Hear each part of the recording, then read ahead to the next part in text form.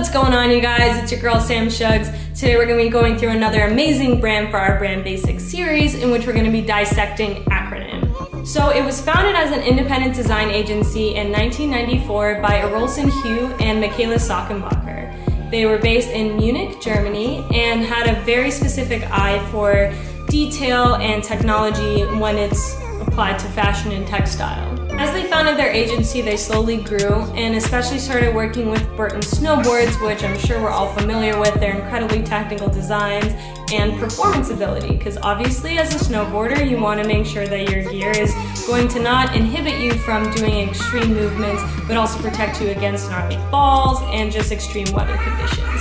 So they were working with Burton for about 14 years and had a really strong hand at designing very technical garments that endured incredible performance measures. And something that particularly drew Hugh to this kind of design was a story that he had told about his childhood growing up taking karate classes, where, you know, he would put on his karate suit and he would feel invincible in them. And he kind of pondered over the idea that what he could do in his karate suit, he couldn't do in his everyday clothes.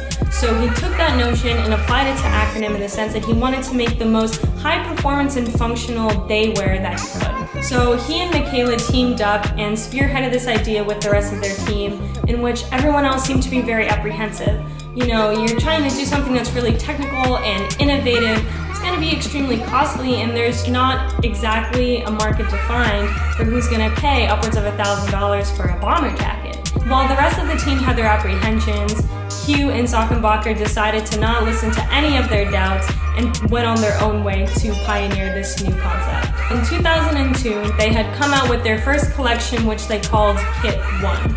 It was only comprised of 120 pieces, so it was a very, very small collection, but really focused on the essential pieces, which was comprised of a jacket, a bag, an artwork catalog, a soundtrack, and some other small knickknacks. So with this, they really established themselves as a brand, which got blown up all over the world because people were so fascinated with this concept of elevated everyday wear to this technical degree that had never been done or seen before.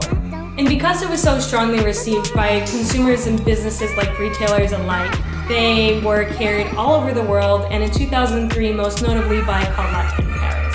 They've been mocked for having a quote-unquote puny-sized team by industry standards, but it's because they have such attention to detail that they're perfectionists in their own right and have a team that is dedicated to doing exactly that. So Hugh and Sockenbacher are there making the garments that we are lucky enough to wear on our backs today. They really do go against all of the grain that the industry has established in terms of what's right, what's wrong, and what's commonly practiced, to the degree of not having any, if not very little, marketing, and predominantly marketing coming from people who are so enamored with what they're doing that they obviously start talking about them and want to promote them. So with that, this simplicity becomes the essence of their designs and is the essence of their mission statement as a company. And as previously mentioned, these jackets are extremely expensive because of the premium materials and textiles and design that they're using, both knowledge-wise and physical material-wise. They do produce very small collections, which they are known for, because they don't want to produce in mass quantities that will sacrifice the quality of their designs. And as Hugh put it perfectly, they're not designing the product, they're designing the result. So as going back to our little karate story of Hugh as a kid, it's really about being your best version of yourself in your everyday wear that you can't do in any other garment. And that is really the essence of ACRONYM. It is the highest grade of performance quality that money can buy, and it is something that is coveted within high-end fashion and streetwear alike.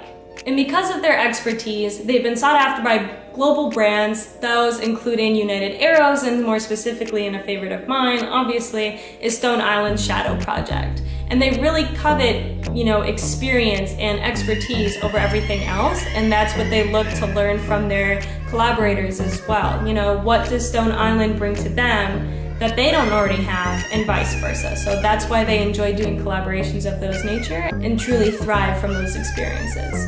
Some of their key silhouettes are obviously the jacket. You know, this is one of their more technical pieces that really put them on the map and have launched them into other successful collaborations like sneakers with Nike, and having ACG was really big marker for them within streetwear and made, again, an affordable price point for people to kind of enter into becoming a fan of their brand. And with that, I hope you enjoyed learning a little bit more about ACRONYM and the team behind the name, and I hope that took away a little bit of the mystery behind them as well. If you guys have any brands that you're looking to learn a little bit more about, go ahead and leave a comment down below and I'll be sure to make a little video on it. I have a list of about 30 of them, so I'm making my way through them slowly but surely.